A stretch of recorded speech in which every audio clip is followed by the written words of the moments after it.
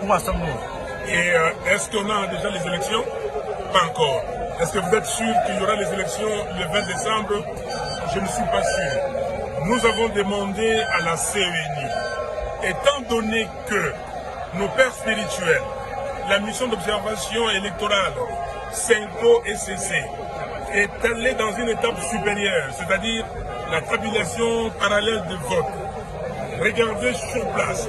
Et là, ça nous donne confiance, un peu de confiance, et nous allons déposer notre candidature. Moi, je n'ai pas de problème, parce que le temps était encore là, mais ceux de mes compatriotes, de mes membres, qui n'avaient pas déposé pour les législatives, est-ce que vous pouvez ouvrir? Il y a eu des démarches, mais ils n'ont pas ouvert. Est-ce que c'est trop tard? Parce que le processus continue. Le fichier électoral, aujourd'hui, est à combien de millions d'électeurs? 43 955 ou plus?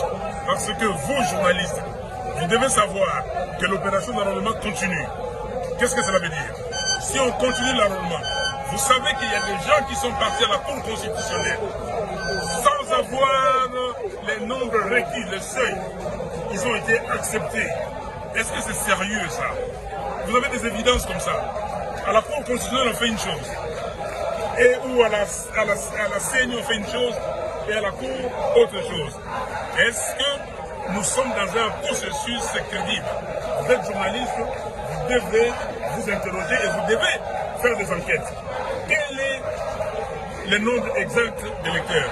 J'ai fait comprendre à M. Kadima que ses auditeurs, à lui, ils n'ont pas fait du travail. Ces auditeurs, par exemple, ils ont menti. Ils ont dit qu'ils ont reçu SID.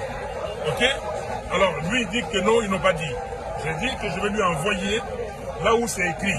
Il dit, envoie-le-moi. Dès que je rentre chez moi, je l'envoie et je vous envoie les journalistes pour dire, voilà ce que les auditeurs des Kadima ont dit et qui sont des menteurs. Comment on peut faire un audit?